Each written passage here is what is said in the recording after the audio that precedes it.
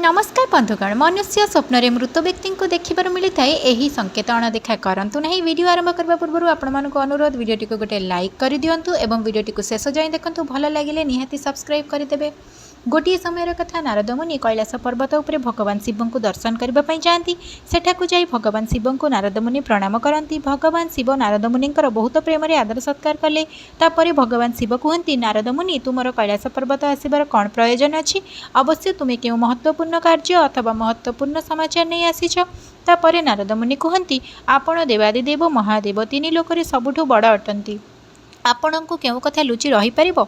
आपण को समस्त भूत एवं भविष्यत ज्ञान जना अटे। एथिपाई मु आपणक पाखक एक महत्वपूर्ण प्रश्न नहीं आसीछि। तेणु आपण को मोर विनती आपण मोर प्रश्नर समाधान करिवार कृपा करंतु। पुणी भगवान शिव कहती मुनिवर तुम्हें सत्य कहूछ। मु तीन लोकर निवास करुवा समस्त प्राणी मानक विषय जाने।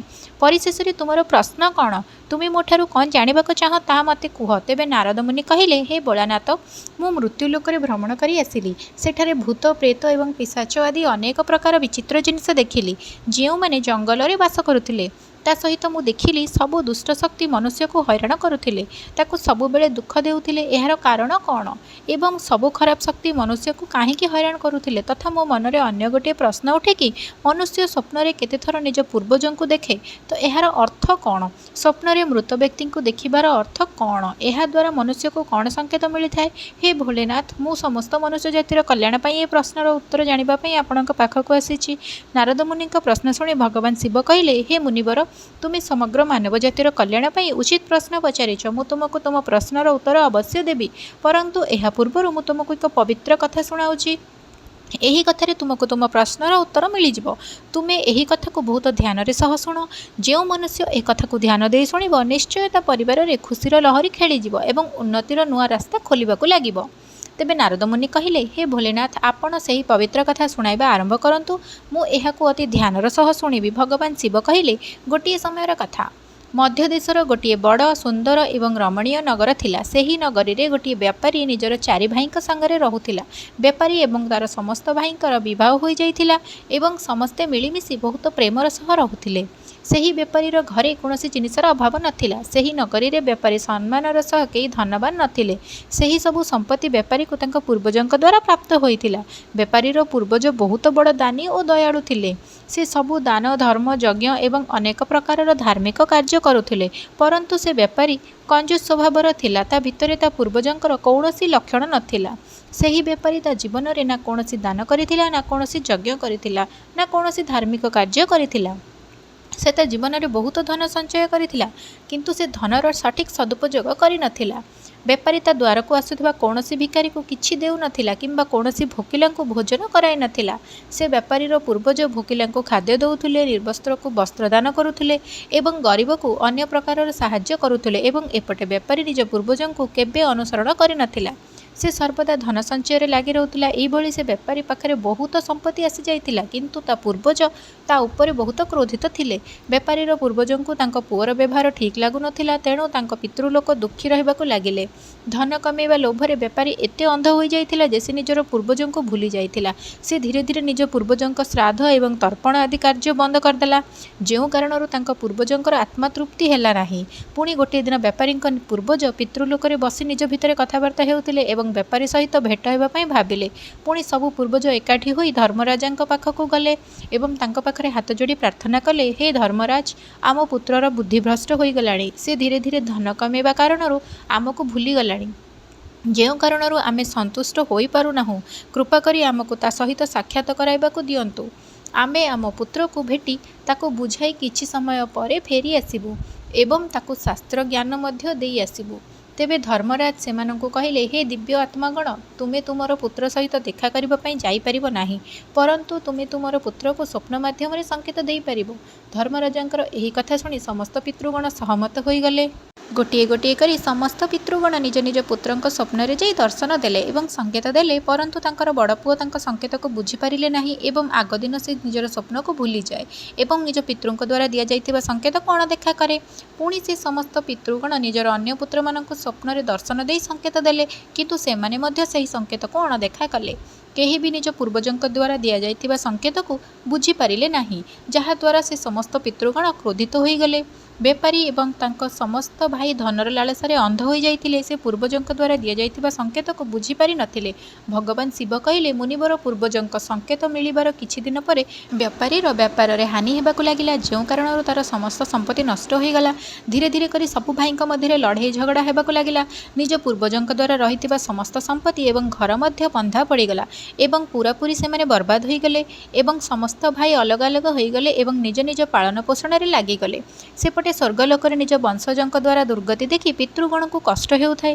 ପୁଣି ସେମାନେ ଧର୍ମରାଜଙ୍କ ପାଖକୁ ଯାଆନ୍ତି ଏବଂ କୁହନ୍ତି, ଧର୍ମରାଜ, ଆମକୁ ଆମ ବଂଶଜଙ୍କ ଏହି ଦୁର୍ଗତି ଆଉ ଦେଖି ହେଉନାହିଁ। ଆମ ଦ୍ୱାରା କରାଯାଇଥିବା ସମସ୍ତ ପୁଣ୍ୟକର୍ମ ଆମ ବଂଶଜମାନେ ନଷ୍ଟ କରିଦେଇଛନ୍ତି। ତେଣୁ ଆପଣ କିଛି ଉପାୟ କରନ୍ତୁ ଯେପରି ସେମାନେ ନିଜର ଭୁଲ ଜାଣିପାରିବେ। ପୁଣି ଧର୍ମରାଜ କହିଲେ, ହେ ଦିବ୍ୟ ଆତ୍ମଗଣ, ତୁମମାନଙ୍କର ଏହି ଭାବନାକୁ ମୁଁ ବୁଝିପାରୁଛି, ସେଥିପାଇଁ ମୁଁ ତୁମର ଅବଶ୍ୟ ସହାୟତା କରିବି। ପୁଣି ଧର୍ମରାଜ ଏକ ବ୍ରାହ୍ମଣର ରୂପ ଧାରଣ କରି ପୃଥିବୀ ଲୋକକୁ ଆସିଲେ ଏବଂ ସେହି ପୂର୍ବଜଙ୍କର ପୁତ୍ରଙ୍କୁ ଭେଟିବା ପାଇଁ ଗଲେ। ସବୁଠୁ ପ୍ରଥମେ ସେ ବେପାରୀ ଘରକୁ ଗଲେ। ସେ ବେପାରୀ ଶେଯରେ ଶୋଇ ରହିଥାଏ, କାରଣ ତାକୁ ଅନେକ ପ୍ରକାରର ରୋଗ ଘେରି ରହିଥିଲା। ଏବେ ସେ ବେପାରୀର ପତ୍ନୀ ସେ ବ୍ରାହ୍ମଣଙ୍କର ଆଦର ସତ୍କାର କଲେ ଏବଂ ଦାନ ଦକ୍ଷିଣା ଦେବାକୁ ଲାଗିଲେ। ତେବେ ବ୍ରାହ୍ମଣ କହିଲେ, ଝିଅ, ତୁମ ଘରେ ପିତୃଦୋଷ ଅଛି, ଏହି କାରଣରୁ ତୁମ ସ୍ୱାମୀଙ୍କର ଏହି ଦଶା ହୋଇଛି। ତୁମର ସ୍ୱାମୀଙ୍କ କର୍ମ କାରଣରୁ ତୁମର ପୂର୍ବଜ କ୍ରୋଧିତ ଅଟନ୍ତି। ସେହି ବ୍ରାହ୍ମଣ ଦେବତାଙ୍କ କଥା ଶୁଣି ବେପାରୀ କହିଲେ, ମୁଁ ଏମିତି କେଉଁ ପାପ କରିଛି ଯେଉଁ କାରଣରୁ ମୋର ସବୁ କିଛି ବର୍ବାଦ ହୋଇଗଲା? ମୋ ଭାଇମାନେ ମଧ୍ୟ ମୋତେ ଛାଡ଼ି ଚାଲିଗଲେ ଏବଂ ମୋତେ ଅନେକ ରୋଗ ଘେରିଗଲା। ତାପରେ ବ୍ରାହ୍ମଣ ଦେବତା କହିଲେ, ପୁତ୍ର, ତୁମେ ନିଜ ପୂର୍ବଜଙ୍କୁ କ୍ରୋଧିତ କରିଛ। ତୁମର ପୂର୍ବଜ ଯେଉଁ ସମ୍ପତ୍ତି ଓ ପୁଣ୍ୟ ଅର୍ଜନ କରିଥିଲେ ତାକୁ ତୁମେ ଓ ତୁମର ଭାଇମାନେ ମିଶି ନଷ୍ଟ କରିଦେଲ, ଯେଉଁ କାରଣରୁ ତୁମର ଓ ତୁମ ଭାଇମାନଙ୍କର ଏହି ଦୁର୍ଦ୍ଦଶା ହୋଇଛି। ତୁମର ପୂର୍ବଜ ତୁମର ସ୍ୱପ୍ନରେ ଆସି ବହୁତ ମହତ୍ତ୍ୱପୂର୍ଣ୍ଣ ସଙ୍କେତ ଦେଇଥିଲେ, ପରନ୍ତୁ ତୁମେ ସେହି ସଙ୍କେତକୁ ଅଣଦେଖା କରିଛ ଏବଂ ନିଜ ପୂର୍ବଜଙ୍କୁ ଅପମାନିତ କରିଛ। ଏହି କାରଣରୁ ତୁମର ସମସ୍ତ ଧନ ସମ୍ପତ୍ତି ନଷ୍ଟ ହୋଇଗଲା। ଏହି ପ୍ରକାରର ବ୍ରାହ୍ମଣ ଦେବତା ସବୁ କଥା ବେପାରୀକୁ କହିଲେ। ତାକୁ ବି ମନେ ପଡ଼ିଗଲା ତା ସ୍ୱପ୍ନରେ ତାକୁ ପୂର୍ବଜ ଦର୍ଶନ ଦେଇଥିଲେ। ବେପାରୀ ସେହି ବ୍ରାହ୍ମଣକୁ କହିଲା, ହେ ବ୍ରାହ୍ମଣ ଦେବତା, ଆପଣ ସତ୍ୟ କହୁଛନ୍ତି। ଆମ ପୂର୍ବଜ ଆମକୁ ସ୍ୱପ୍ନରେ ସଙ୍କେତ ଦେଇଥିଲେ, କିନ୍ତୁ ଆମେ ବୁଝିପାରି ନଥିଲୁ। କୃପା କରି ଆପଣ କୁହନ୍ତୁ ଯେ ସ୍ୱପ୍ନରେ ପୂର୍ବଜଙ୍କୁ ଦେଖିବା କଥା କ'ଣ ସଙ୍କେତ ମିଳିଥାଏ? ଏହି କଥା କହିବାର ଦୟା କରନ୍ତୁ। ଭଗବାନ ଶିବ କହିଲେ, ହେ ମୁନିବର, ଏହି ପ୍ରକାରର ବ୍ରାହ୍ମଣ ଦେବତା କହିଲେ, ହେ ପୁତ୍ର, ଏବେ ତୁମେ ଧ୍ୟାନର ସହିତ ଶୁଣ। ମୁଁ ତୁମକୁ କହୁଛି ସ୍ୱପ୍ନରେ ପୂର୍ବଜଙ୍କୁ ଦେଖିବାର କ'ଣ ସଙ୍କେତ ମିଳିଥାଏ। ଧର୍ମରାଜ କୁହନ୍ତି, ପୁତ୍ର, ଯଦି ପିତୃଲୋକର ଉଦ୍ଧାର ରହିନଥାଏ ତେବେ ସେମାନେ ପ୍ରେତ ଯୋନିରେ ମୃତ୍ୟୁ ଲୋକରେ ଘୁରି ବୁଲୁଥାନ୍ତି ଏବଂ ସେମାନେ ଭୋକ ଶେଷରେ ବ୍ୟାକୁଳ ହୋଇ ନିଜ ପରିବାରଜନଙ୍କ ଘରେ ପ୍ରବେଶ କରିଥାନ୍ତି। ଯଦି ସ୍ୱପ୍ନରେ ହାତୀ, ଘୋଡ଼ା, ବଳଦ ଅଥବା ମନୁଷ୍ୟର ବିକୃତ ରୂପ ଦେଖାଯାଏ ତେବେ ବୁଝିଯିବା ଉଚିତ ଯେ ପିତୃଲୋକ ନିଜର ପୁତ୍ରଙ୍କ ବ୍ୟବହାରରେ ଅତ୍ୟନ୍ତ ଦୁଃଖୀ ଅଛନ୍ତି। ଯେଉଁ ମନୁଷ୍ୟ ପଶୁପକ୍ଷୀଙ୍କୁ ଅନ୍ନର ଦାନ କରିନଥାଏ ତାଙ୍କର ପିତୃ ଅତ୍ୟନ୍ତ ଦୁଃଖୀ ହୋଇଥାଏ ଏବଂ ପଶୁଙ୍କ ରୂପ ଧାରଣ କରି ସ୍ୱପ୍ନରେ ଦର୍ଶନ ଦେଇଥାନ୍ତି। ଯଦି ମନୁଷ୍ୟଙ୍କୁ କିଛି ଏମିତି ସ୍ୱପ୍ନ ଆସିଥାଏ ଯେଉଁଥିରେ କିଛି ପଶୁ ଅଥବା ଜନ୍ତୁ ମନୁଷ୍ୟର ବାଣୀରେ କିଛି କହିବାର ଦେଖାଯାଉଛି, ଯେମିତି କୁକୁର, ବିଲେଇ, ମଇଁଷି ଆଦି ମନୁଷ୍ୟ ଭଳି କଥା କହିବାର ଦେଖାଯାଉଛି, ତେବେ ଏହାର ଅର୍ଥ ହେଉଛି ପିତୃପକ୍ଷ ଆପଣଙ୍କ ଉପରେ ଅତ୍ୟନ୍ତ ରୁଷ୍ଟ ଅଛନ୍ତି। ଏମିତି ମନୁଷ୍ୟଙ୍କୁ ଭବିଷ୍ୟତରେ ଭୟଙ୍କର ଅପମାନର ସାମ୍ନା କରିବାକୁ ପଡ଼ିପାରେ। ଏମିତି ମନୁଷ୍ୟଙ୍କ ଜୀବନରେ ଦୁଃଖ କ୍ଲେଶ ଥାଏ। ତାଙ୍କର ଭାଇମାନେ ପଶୁମାନଙ୍କ ଭଳି ତାଙ୍କ ସହିତ ଯୁଦ୍ଧ କରିବା ପାଇଁ ଲାଗି ପଡ଼ନ୍ତି। ଯଦି ସ୍ୱପ୍ନରେ ମୃତ ପରିଜନ କିଛି ମାଗିବା ପରି ଲାଗେ ତେବେ ସେହି ସ୍ୱପ୍ନକୁ କେବେ ଅଣଦେଖା କରିବା ଉଚିତ ନୁହେଁ।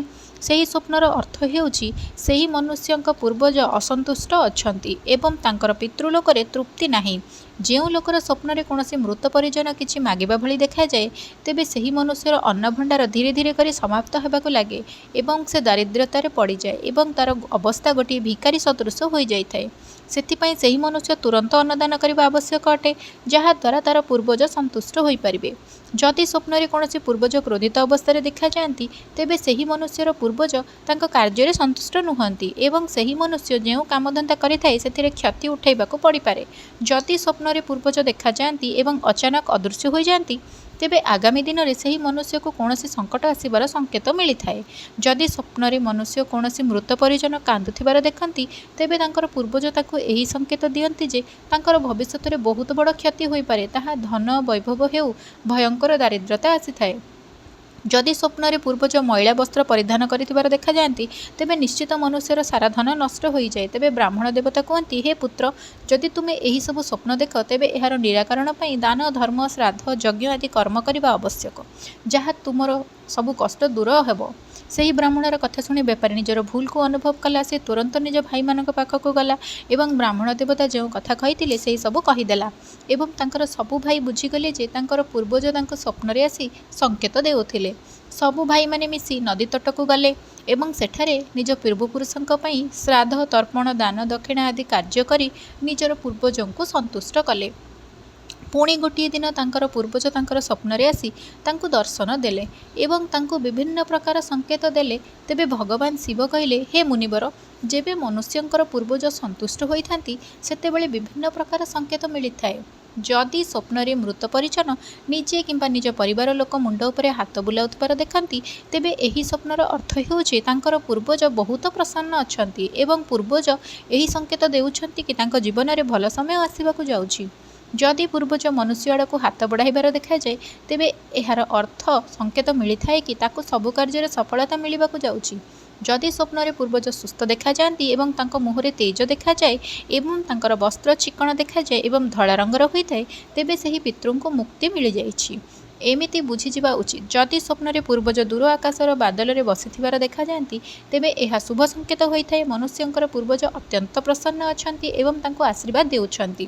ଏହି ପ୍ରକାର ସବୁ ଭାଇମାନଙ୍କୁ ପୂର୍ବଜଙ୍କ ଦ୍ୱାରା ଶୁଭ ସଙ୍କେତ ମିଳିଥିଲା ଏବଂ ତାଙ୍କର ହଜିଯାଇଥିବା ସବୁ ସମ୍ପତ୍ତି ଧୀରେ ଧୀରେ ମିଳିବାକୁ ଲାଗିଲା ଏବଂ ସବୁ ଭାଇ ମିଳିମିଶି ରହିବା ପାଇଁ ଲାଗିଲେ ଏବଂ ସୁଖପୂର୍ବକ ନିଜର ଜୀବନ ଅତିବାହିତ କରିବା ପାଇଁ ଲାଗିଲେ। ଭଗବାନ ଶିବ କହିଲେ, ହେ ମୁନିବର, ଯେଉଁ ଘରେ ପୂର୍ବପୁରୁଷ ସନ୍ତୁଷ୍ଟ ହୋଇଥାନ୍ତି ସେହି ଘରେ ଧନ, ବୈଭବ ଓ ଖୁସି ନିଜେ ଚାଲି ଚାଲି ଆସିଥାଏ। ଯେଉଁ ଘରେ ପୂର୍ବପୁରୁଷ ଦୁଃଖୀ ରହିଥାନ୍ତି ସେହି ଘରେ ଅନେକ ପ୍ରକାର ସମସ୍ୟା ଘେରି ହୋଇ ରହିଥାଏ। ଭିଡ଼ିଓଟିକୁ ଏହିଠାରେ ଶେଷ କରୁଛି। ଯଦି ଆପଣମାନଙ୍କୁ ଏହି ଭିଡ଼ିଓଟି ଭଲ ଲାଗିଛି ତେବେ ଦୟାକରି ମୋ ଚ୍ୟାନେଲକୁ ସବସ୍କ୍ରାଇବ୍ କରି ଭିଡ଼ିଓକୁ ଗୋଟେ ଲାଇକ୍ ନିହାତି କରିଦିଅନ୍ତୁ ଏବଂ ସାଙ୍ଗମାନଙ୍କୁ ଓ ବନ୍ଧୁବାନ୍ଧବମାନଙ୍କ ପାଖକୁ ସେୟାର କରିଦିଅନ୍ତୁ। ଜୟ ଭୋଲାନାଥ।